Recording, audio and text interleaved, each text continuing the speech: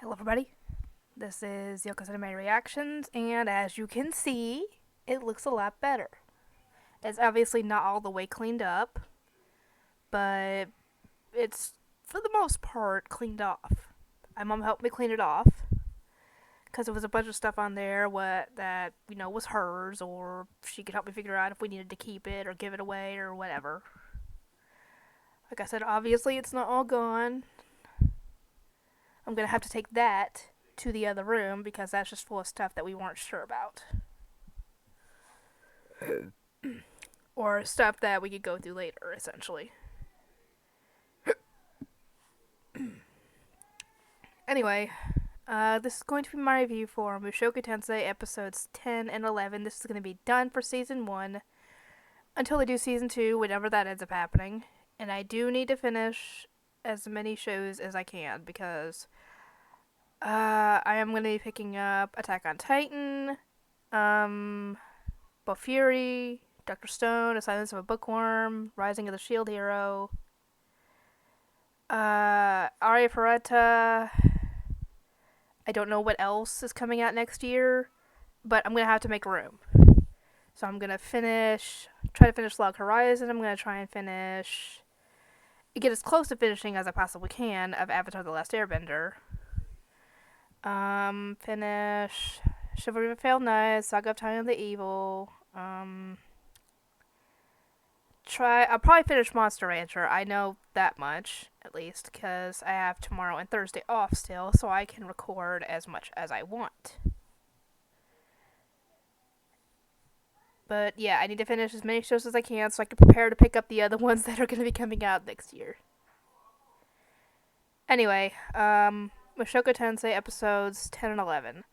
Episode 10, they managed to get into one of the main cities where the Adventurers Guild is, and they are able to do so without drawing attention to whatever the guy's name is. It's been so long since I've seen it, I've forgotten the guy's name who's been helping them.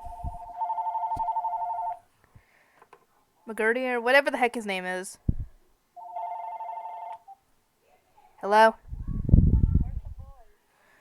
I fucking hate this.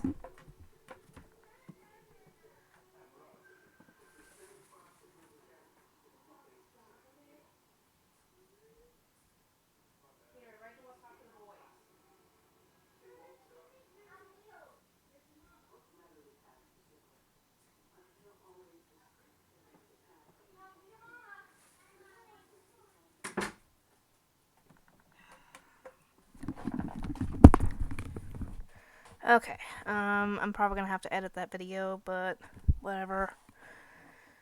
Anyway, Rigard or whatever his name is, let me know in the comments what it was, because I don't remember. What the? Oh, that's probably my mom. Yeah, that's my mom. She's opening the door on the other side of the room. Okay. Anyway, they managed to get him in the city without people recognizing him and freaking out by dyeing his hair from green to a blue color. I thought that they were going to hide the third eye on his forehead because that was one of the dead giveaways of him being dead end. Anyway, they managed to find their way to the Adventurers Guild, but they have to start at the lowest level, obviously, despite the fact that they are quite capable fighters, because, it's only fair. So they have to work their way up. They end up running into another group of adventurers who are running some kind of operation where they take on jobs for missing animals or missing pets, and they end up finding the pets, and essentially they stay lower because of that. And they end up catching the 3, and the leader ends up, punching Rudius and sending him flying. The logical thing to do with that will be to punch the guy back. No, this guy goes, their friend Rigard, whatever the heck his name is, Rigordi or whatever the heck his name is, he goes to the extreme and decapitates him. I'm like, dude, you could have just punched him back, kicked him, something. You didn't have to kill him. The guy could have still been useful to you. Anyway, they managed to calm the situation down, and they end up setting up a little bit of a system for them, essentially, because that group is a higher level. They'll take on the higher level jobs and swap the low level jobs for them. So essentially, Rudius and them will get the high level jobs, and they'll end up giving each other the rewards, essentially. Obviously, this is against the rules, so that's why they can't just go and do it. And that's why they can't just go and ask the Adventurers Guild to do this, because they are obviously quite capable fighters. While this is going on, back home, Rudius's mother and the others had gotten separated from each other, and it's only Paul and his little sister Nam, whatever the heck her name is. The one that looks like Paul, essentially. Paul and Rudius, so they got separated from everybody else. And he sent out a flyer for his old team members to help him find the rest of his family. And he even puts in, Rudius, if you see this, try and find them and meet up with us at wherever. And Roxy ends up seeing this and goes to help, I guess, with the search. After a while of doing the jobs that they were doing, they end up going after a monster in a petrified forest, it looks like. And so do another group of adventurers. They end up running into a big monster. I don't know if that's the monster they were supposed to fight.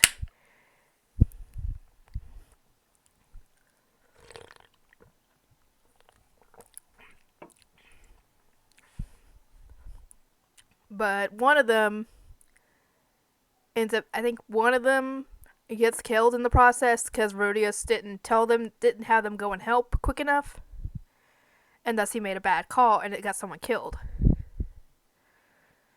Obviously, the girl who was in the team was upset and claiming that it was, partially their fault for not being on guard more and not being strong enough, obviously. And yeah, they're essentially gonna make some bad calls eventually. Here's hoping the next one doesn't cost anybody their lives. Anyway, they head back, and someone's been keeping tabs on them and is now trying to blackmail them, I'm guessing, into giving them part of the money each and every time in order to keep their little secret. Rudius realizes that this isn't going to help them, and they are tempted to just up and leave. However, this guy is threatening to tell the Adventurers Guild what they've been up to, which would revoke their adventurer status and they could get in real big trouble. Rudius was prepared to use cumulonimbus on the area, which will probably kill some people. However, Rigard, or whatever the heck his name is, he reveals himself by washing out the dye in his hair, exposing himself as dead end and causing everybody to freak out. He ends up threatening the guy responsible and tells him that if they go to the next town and find that their adventurer's passes have been revoked, he will know it was him and he'll come back and kill him. Essentially is what he threatened, essentially. Thankfully, I don't think that ends up happening. I'm assuming, because I don't think we ever see that.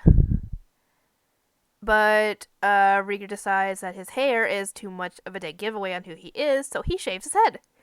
He should have done that from the start, is what he should have done. Why didn't they think of that from the start? I don't know. Anyway, they also give him a headband to cover up his third eye as well. So all those defining qualities of his are now covered up or gone. Why they didn't think of cutting his hair from the start, I will never know. Anyway, because it could have been all avoided, essentially. But no. Anyway, he ends up telling them that, I was too controlling and I was making all the decisions when I shouldn't have. We should be doing this as a team. And at the end of the episode, they show Roxy and I'm guessing the other members of Paul's old team heading towards the Demon King colony. Or continent, whatever. They essentially show them heading back to the area where Rudius and the others are. And that was the end of season 1. Oh, I actually forgot to mention this. when Rudius is talking to the god, I guess, who reincarnated him, I could not figure out for the life of me at the time who the voice actor was for the god. I realize that now was Gen. That was Gen from Dr. Stone. I recognized that voice as I was listening to it a moment ago. I was like, oh, that was Gen! Anyway, yeah, Mushoku Tensei is now done for the time being until season 2 comes out. And I will see you all next time.